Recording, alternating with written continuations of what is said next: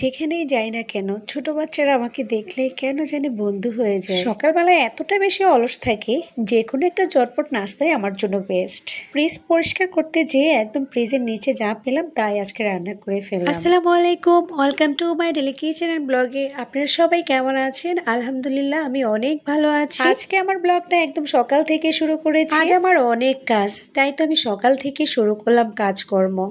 কেন জানি ইদানিংকাল অনেক বেশি অলস হয়ে গিয়েছি। ৮ থেকে ১০ ঘন্টা যদি না ঘুমাই আমার হয় না। কাজকর্ম সব জায়গায় সব থাকে আর আমি ঘুমিয়ে পড়ি, তাই বাড়তি কোনো কাজকর্ম করতে পারি না। মানুষের নাকি ঘুম আসে না, আর আমার কি ঘুম, দিব্যি ঘুম, কোনো টেনশন নেই, কিছু নেই, শুধু ঘুম আর ঘুম। কোনো এক সময় ঘুমাতে পারতাম না বা ঘুম আসতো না, আর এখন ঘুমের জন্য আমি তাকাতেও পারি না। তো বলছি, কারো যদি ঘুমের প্রয়োজন হয় আমার কাছ থেকে ধার নিয়ে যান, এত ঘুম আমার আর ভালো লাগে না। তো আজকে নিজের সাথে সন্ধি করলাম যে না, আগে আমার কাজকর্ম তারপরে ঘুম। সকাল সকাল চলে আসলাম গাছের মোড়া পাতা ছিঁড়তে। আর একটা গাছ তো ছাদ বেয়ে উপরে চলে যাবে, সে আর আমার বাসা বাড়িতে থাকবে না, তাই তাকেও ঠিক করতে চলে আসলাম।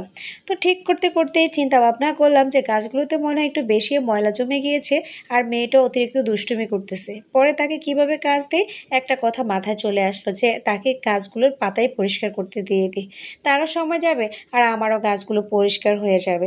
এদিক দিয়ে আমি খুব দ্রুতই নাস্তা টাস্তা তৈরি করতেছি, কারণ আমি আজকে কোনো একটা জায়গায় যাব আর একটা বিশাল ধরনের কাজ করব, সেটা আমি আপনাদের সাথে অবশ্যই শেয়ার করব। তো শুনতে চাইলে বা দেখতে চাইলে পাশেই থাকুন, আর যদি মন না যায় তাহলে স্কিপ করে চলে যেতে পারেন। তো আজকে আমার নাস্তা হলো ডিম ভাজি, তাও আবার পেঁয়াজ দিয়ে আর পাউরুটি। সকালবেলা একটু লেজিয়ে থাকি, তাই তো মনে হয় যে ঝটপট যে কোনো নাস্তা হলে আমার জন্য হয়ে যায়। না হলেও কোনো সমস্যা নেই, কারণ এক কাপ কফি হলো আমার চলে যায় দিনটা। কিন্তু বাচ্চা কাচ্চা যেহেতু আছে তাদেরকে তো মোটামুটি নাস্তা দিতেই হবে। তো আপনাদের সাথে বক বক করতে করতে আমার নাস্তাটা হয়ে গেল রেডি। নাস্তা টাস্তা খেয়ে চলে আসলাম বিশাল ধরনের একটা কাজকর্ম করতে। সেই যে কোরবানের গোস্ত রাখলাম ফ্রিজটায়, আর ফ্রিজটা ধরা ছোঁয়ার বাইরে আর দোলাবে না। খেতে খেতে যখন একদমই গোস্ত টোস্ত সব শেষ, করে কোনো বাজার টাজার নাই, এভরিথিং শেষ, তখন চিন্তা করলাম যে না, ফ্রিজটা আগে পরিষ্কার করে নিই, কারণ আবার তো বাজার আনতে হবে। তারও তো ভাই একটা শরীর, তারও তো নিজেকে পরিষ্কার পরিচ্ছন্ন রাখতে হয়। আর সেই সুবাদেই তাকে পরিষ্কার করে দিলাম, না হয় সে তো আবার রাগ করে বন্ধ টন্ধ হয়ে যাবে, তখন আবার আমারই মহা মুশকিলে পড়তে হবে। তো ফ্রিজ কিন্তু যে পরিষ্কার করে সে জানে কতটা কষ্ট। আর ফ্রিজটা কিন্তু আজকে সম্পূর্ণ ডিপ ক্লিন করে নিব। মাঝে মাঝে কিন্তু আমি মোটামুটি মুছে রাখি, কিন্তু দেখেন সেই কি নাজেহাল অবস্থা। পাশে পাশের খালার একটা মাংসের পোটলা রাখলাম, সেটা থেকে আমার ফ্রিজটা আরও বেশি একদম রক্তে ভরে গিয়েছে মাংসের।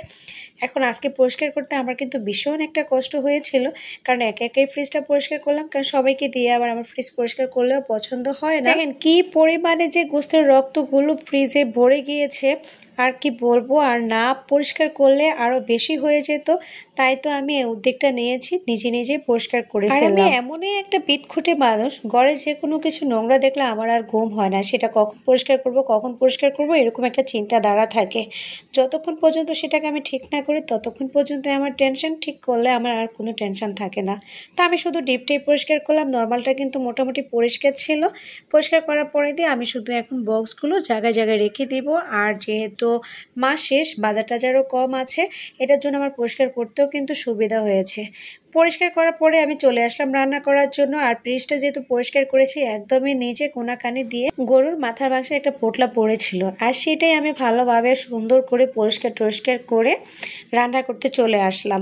আর এটাকে আমি অ্যাঙ্কার ডাল দিয়ে রান্না করব, কারণ আমার কাছে এই টাইপের জিনিসগুলো ডাল, অ্যাঙ্কার ডাল বা মুগ ডাল দিয়ে রান্না করতে বেশ মজা লাগে। আর তরকারিটাও কিন্তু যে কোনো রুটি, পরোটা বা ভাত দিয়ে খেতে পারেন, যার যেমন ইচ্ছা।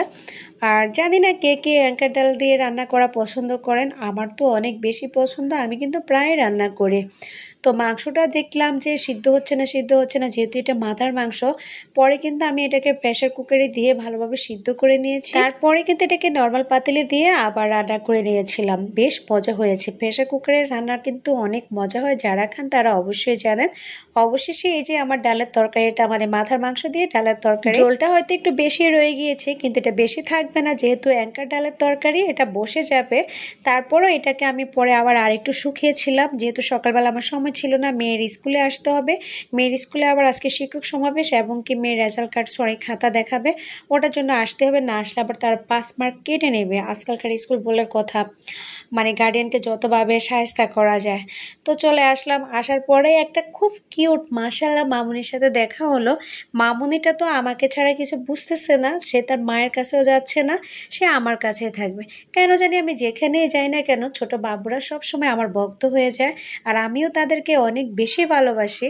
তারা তো মনে হয় যে আমার একটা কলিজা। আমি জানি না কখন যে মানুষ ছেলে ধরা বলে আমাকে মাইর দিয়ে দেয়, আমি এটা কল্পনাও করতে পারি না। তারপরেও আমার কাছে বাচ্চা খুব ভালো লাগে, আমি বাচ্চা অনেক ভালোবাসি। সমাবেশের পরেই মেয়ের খাতা দিল, খাতা টাতা দেখে মেয়েকে একটু মারধর করে বাসায় চলে আসলাম। বাসায় আসার পরে এই তো আর কোনো ভিডিও ক্লিপ নেওয়া হয়নি, আপনাদের সাথে শেয়ারও করি নাই। তো সবাই ভালো থাকবেন। কেমন লাগলো ভিডিওটা অবশ্যই কমেন্টে জানাবেন। আসসালামু আলাইকুম।